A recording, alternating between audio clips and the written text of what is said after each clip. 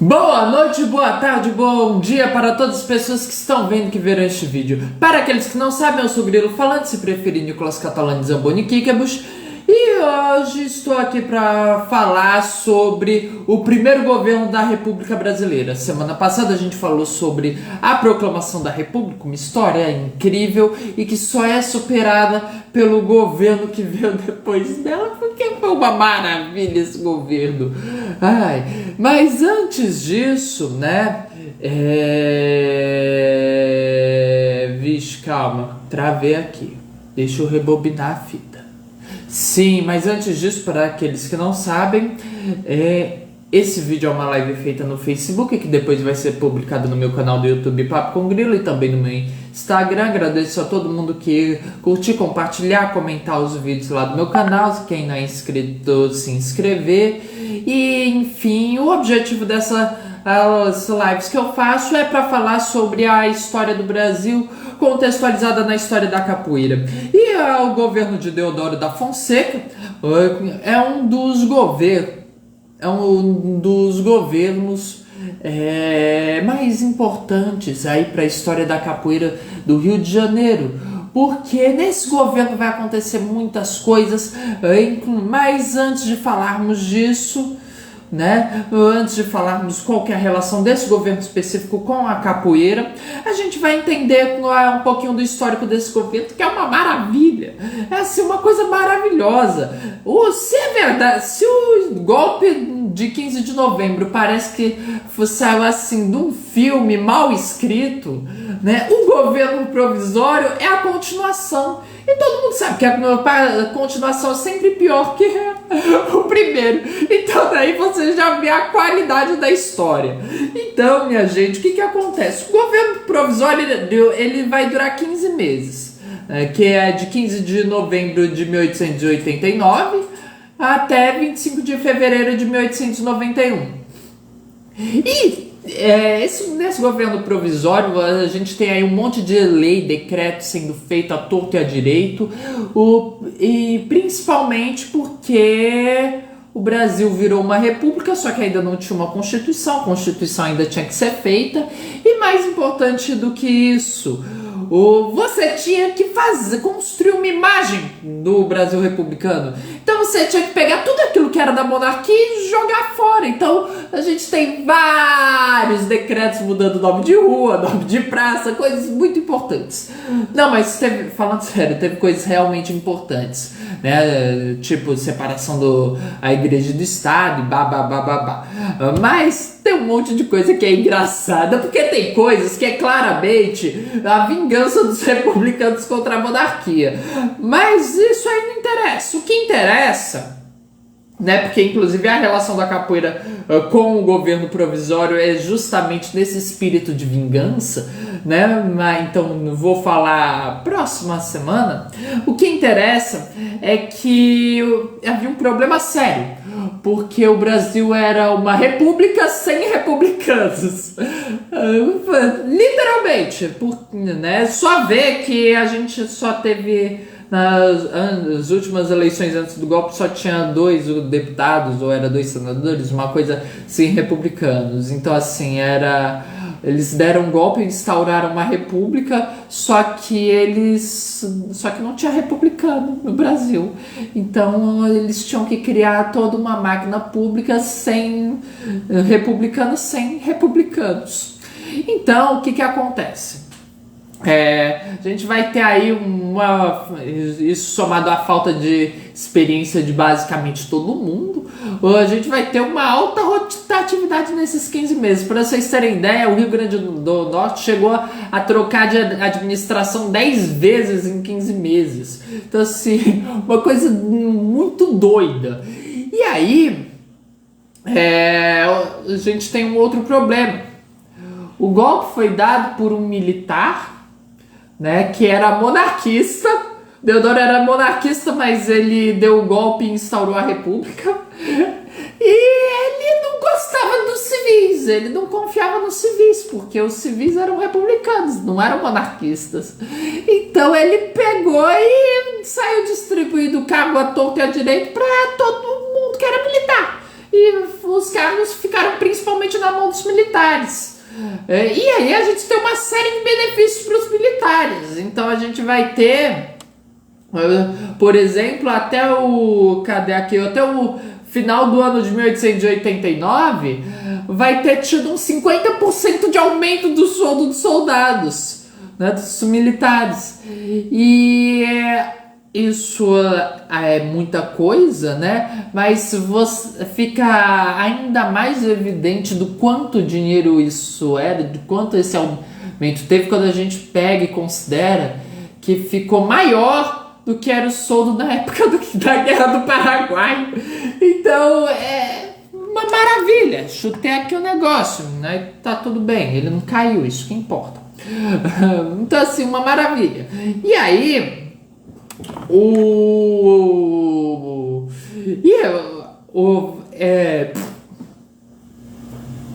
pronto, voltei. E aí a gente vai ter principalmente a solução para a maior das reclamações dos militares na época do Dom Pedro, que é a demora para subir de patente. Então eles vão criar várias unidades, vão passar um monte de veterano para reserva, porque aí eles conseguiriam subir a patente dos militares, resolver esse problema deles, que é por conta do seguinte, né? Quem faz a carreira do militar é a guerra.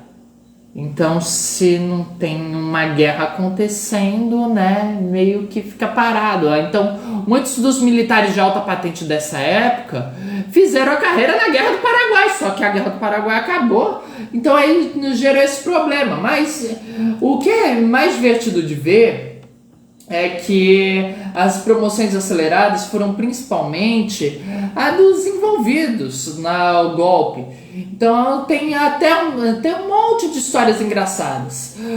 Tem, por exemplo, o tenente-coronel Jacques Zurique, que ele acordou, aí viu o horário e falou: meu Deus do céu, tô atrasado, saiu correndo para participar do golpe e derrubar o Ministério de Ouro Preto. E aí quando ele chegou lá, tava todo mundo festejando, ele perdeu a hora. E é sério, isso já aconteceu mesmo.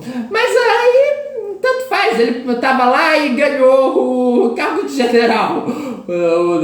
Então, aí a gente tem todos os ministros viraram generais, inclusive o Rui Barbosa, Quintino Bocaiúva, Francisco Glicério, que nunca nem devem ter pisado na caserna, né? Nunca devem ter vestido uma farda militar nem pro Halloween. Então, assim, coisas engraçadas. Mas é que eu acho que é importante deixar claro para todo mundo falar que só beneficiou os amigos e os parentes. A gente tem, por exemplo, o caso do Hermes da Fonseca, que prova que essa opinião está errada. O Hermes da Fonseca, ele passou de capitão para major e de major para tenente-coronel em menos de um ano, e ele era só o sobrinho do Deodoro, né? Então, assim, ninguém pode acusar o Deodoro de nepotismo.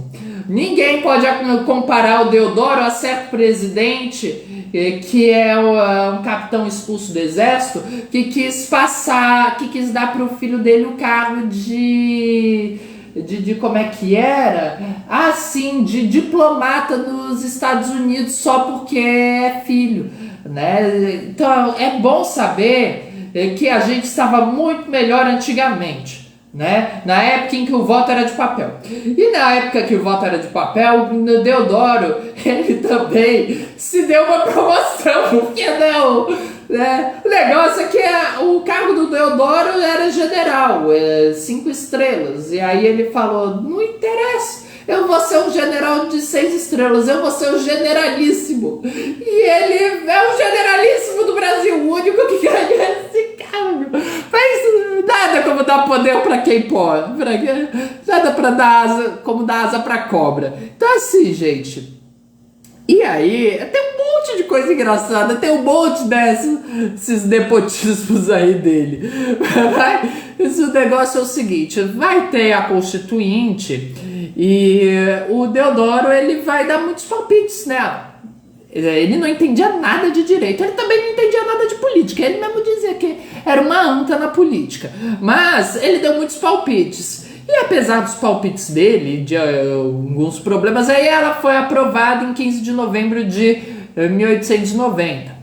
Então, só para vocês entenderem como Deodoro, assim, ele não entende nada das coisas, né? Ele falou, ele viu o tempo do mandato dos senadores e falou: nossa, mas isso é muito. 9 é muito, não. Como assim, senador vai ficar com 9 anos? Imagina, gente, que trabalho um senador vai fazer se não tiver 9 anos? Ele não vai nem ter tempo de chegar lá, né? Porque você tem o recesso, você tem as férias, aí você tem o dia que falta, tem o dia que tava doente, tem um dia que ele tava esperando cair o auxílio paletó. Então, assim, o que vocês se esperam no Brasil se vocês não dão pelo menos 9 anos? É culpa do Deodoro, o que o Brasil não vai pra frente. E ele ainda falou o seguinte, ele ainda reclamou do artigo 20 da Constituição que eles queriam aprovar. Né? Ele reclamou: como é que você discute o artigo 20? Olha só o que ele falou: o homem sério, verdadeiro e de caráter nobre não admite o disposto neste artigo. E, gente, como é que o Brasil vai pra frente se a gente não tiver imunidade parlamentar? Né? Como é que você quer que o Brasil vá pra frente se não tem imunidade parlamentar? O Deodoro não sabia de nada e ele falou mal da imunidade parlamentar. Então, assim, né? Ele não servia para ser político do Brasil. Não, mas ele não servia mesmo, né? Brincadeiras à parte, ele era péssimo, ele foi um péssimo político. Eu só lembro do final do governo dele, que é uma maravilha. Porque ele não estava muito de acordo com essa história de independência do executivo e do legislativo. Porque como assim? Eu sou o presidente, por que eu não posso mandar dos senadores e dos deputados? Por que eu não posso fazer as coisas do jeito que eu quero? Por que eu tenho que ficar esperando aí a aprovação de vocês? Qual que é a graça disso? Pra que ser presidente então? Então ele não gostava disso. Ele não queria ser presidente do Brasil, ele nunca quis, né? Mas assim, ele meio que estava gostando muito da ideia de ser imperador do Brasil. Só não foi coroado. Então, assim, vai ter um monte de debates dessa Constituinte. Inclusive vai ter um doido aí que vai propor voto feminino. Imagina só, mulher votando. Então, assim, aí vão fazer um escândalo, porque é óbvio, um absurdo. É óbvio, é claro que para votar, ter direito de votar, você tem que ser um homem com mais de 21 anos, alfabetizado num país de analfabetos funcionais até hoje, né? Isso aí tá bom, porque assim você exclui metade da população que são as mulheres, aí exclui os outros 90% da população que são dos analfabetos e fica justo, né? 10% tomando decisão por todo mundo. Eles acharam que estava justo desse jeito. E aí, e esse governo do Deodoro vai ser assim um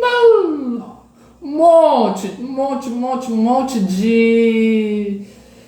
Não tem exatamente uma palavra assim melhor para dizer que cagada, mas se eu pensar em alguma, daqui pro final do vídeo eu falo. Uma delas, que é a principal de todas, foi a crise do encilhamento. Por quê? Porque o Rui Barbosa, que era um cara genial, isso é fato, isso não se discute, né, um dos maiores intelectuais do Brasil, ele lançou um pacote econômico muito moderno e muito liberal, né? Porque o Rui Barbosa era um liberal. E aí você vai ter um crescimento estrondoso. Para vocês terem ideia, em 1888 tinha 80 empresas na Bolsa. Em 1891 tinha 450 empresas na Bolsa. O negócio é que... Pensa na falcatrua, pensa na roubalheira, na especulação à torta e à direito, emitindo um monte de títulos sem lastro, imprimindo dinheiro. Os bancos foi a época que os bancos puderam imprimir dinheiro à vontade. E tá assim, foi o momento de maior liberalismo do Brasil e que destruiu toda a economia, que já não era lá essas coisas, né? Com toda a especulação. E aí a gente conclui o quê com a história do encilhamento? Que liberalismo não dá certo. Não sei porque que as pessoas não insistem no liberalismo.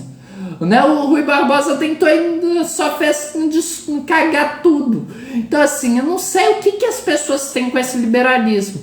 Eu acho que era justo na época do Rui Barbosa. Afinal de contas, nem sabia na época onde é que isso ia dar. Agora, depois do Rui Barbosa, qual é a desculpa desse povo?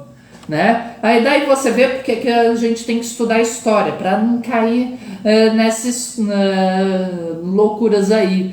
E é aquilo, né? Vamos aplicar a filosofia do Sankofa, né? Do olhar para o passado e pegar o que serve. Então, gente, o governo do Deodoro vai indo, coisa e tal, vai terminar o provisório, vai ser feita a votação indireta, porque, enfim, vai que o Deodoro não ganhasse, e todo mundo lá da Câmara vai pegar e vai escolher o Deodoro como presidente, porque é aquilo, né? Eles deram o poder na mão de um doido, vai saber o que ia acontecer se ele não fosse eleito presidente. Só que nessa época você podia escolher o presidente de uma chapa, o vice da outra, e aí escolheram para o vice o Floriano Peixoto, que é um cara importantíssimo na história do Brasil e que, além de tudo, está profundamente ligado à história da capoeira, inclusive tem história dele com Manduca da Praia. Então, assim, mas eu vou falar dele no outro vídeo. Então, minha gente, o que acontece? O Deodoro, né, ninguém queria ele como presidente, isso aí era só medo dele dar um golpe, né? Então aí quando anunciaram, todo mundo aí quando anunciaram Floriano Peixoto, todo mundo comemorou! Claro, Floriano Peixoto é o Marechal de Ferro.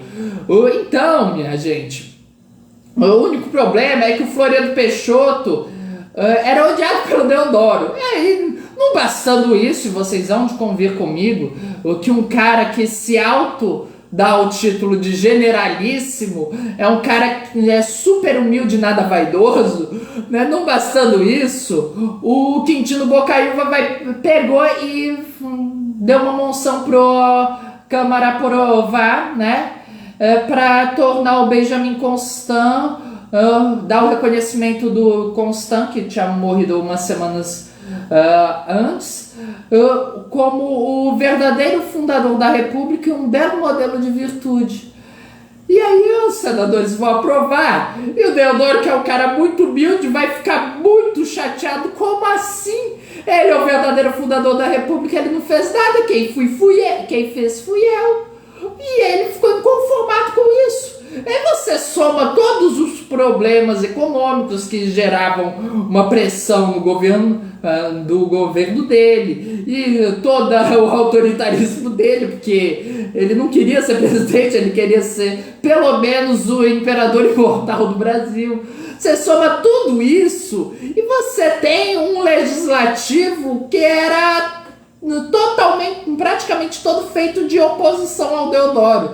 Então o Deodoro não conseguia fazer nada, ele não conseguia arranjar acordo nenhum, e aí ele ficou irritado e falou: então é o seguinte, eu cansei, a partir de agora o Congresso está dissolvido, eu declaro que a gente está em estado de sítio, o que aí não tem habeas corpus, eu posso prender quem eu quiser, na hora que eu quiser, sem precisar apresentar acusação nenhuma. Aí ele prende um monte de gente, inclusive o Bocaiúva. Vamos mudar essa história desse regime eleitoral que eu não gostei, vamos revisar essa Constituição, porque eu não estou indo com a cara dela, ela não está me dando poder suficiente. Isso em 3 de novembro de 1891. Esse é o chamado golpe de 3 de novembro. E aí os militares cercam o Senado, a Câmara, e pronto, o Deodoro tá feliz, agora o negócio vai dar certo, agora tô contente. E aí alguém manda lá o zap pra ele: o almirante Custódio de Mello disse que vai bombardear a cidade se os decretos não forem revogados. E aí o que o Deodoro, que era um militar de carreira, que lutou na Guerra do Paraguai, um cabra macho, faz? Ele fala: tá bom então, né? não sabe brincar, então não brinca. Aí essa que foi a primeira revolta da Armada, né? E para quem não sabe, a Armada era o nome dado para a Marinha, porque antigamente você tinha a Marinha, não tinha a separação da Marinha com a Aeronáutica, até porque a Aeronáutica não existia. A Aeronáutica é uma coisa que só surge depois da Primeira Guerra, né? Então antes disso era a Armada. E aí a Armada ela era principalmente monarquista, porque o exército brasileiro ele era cheio de gente pobre. O Floriano Peixoto é um desses pobres, né? O Floriano Peixoto inclusive era nordestino. Então assim, o exército era todo de pobre e era cheio de capoeira também, né? Desde muito antes da Guerra do Paraguai, inclusive. A gente fala muito dos capoeiras no exército a partir da Guerra do Paraguai, mas antes disso já era cheio, porque o Eusébio de Queiroz ele começou a instaurar o recrutamento obrigatório, e aí os capoeiras fugiam do recrutamento para se recrutarem voluntariamente, né, onde eles queriam, e aí eles passavam a não poderem ser presos, então eles viram que era muita vantagem essa história de entrar pro exército. Então assim, mas a Armada não, a Armada era mais elitizada, e por isso a Armada ela era monarquista, ela não queria saber do povo não. E aí o Deodoro da Fonseca, quando fica sabendo disso, ele, sem nem precisar dar nenhum tiro, ele, umas horas depois de receber a ameaça, ele desiste. E ainda dizem que ele falou o seguinte: assina o decreto de alforria do derradeiro escravo do Brasil. E aí ele foi chorar durante os outros 9 meses de vida que lhe restaram. E aí ele morre e ele é enterrado sem fadas, sem honras militares, porque ele estava magoado. Então assim, gente, esse foi o primeiro presidente do Brasil. Eu tenho certeza que se alguém pegasse essa história, mudasse o nome dos personagens e dissesse que é um país fictício, você não ia acreditar. Se que isso é possível, você inclusive iria dizer que o roteiro do filme estava mal escrito, né? Você ia ficar na dúvida se isso é uma comédia ou uma tragédia. E vai concluir que é uma comédia pastelão, porque é ridículo. É ridículo, mas é verdade, essa é a história do nosso país, né? Não é à toa que a gente está aqui, né? Com uma sequência de presidentes tão excelentes, principalmente os militares. Os militares, quando estão no governo do Brasil, eles sempre se superam. Eu não sei quem que foi o pior presidente da história do Brasil, mas eu sei que o Deodoro se esforçou muito, lutou desde o começo para estar com essa posição, e acho que o nosso generalíssimo merece pelo menos isso. Então, minha gente, próxima semana a gente continua, eu falo o que aconteceu com os capoeiras aí durante esse governo provisório do Deodoro e do início do governo oficial dele. Então, por hoje é só. Esse vídeo vai estar no meu canal do YouTube dentro de uns 15 minutos. Agradeço a todo mundo que ir lá curtir, compartilhar, comentar e dar visualização para o meu canal. E acredito que isso é tudo.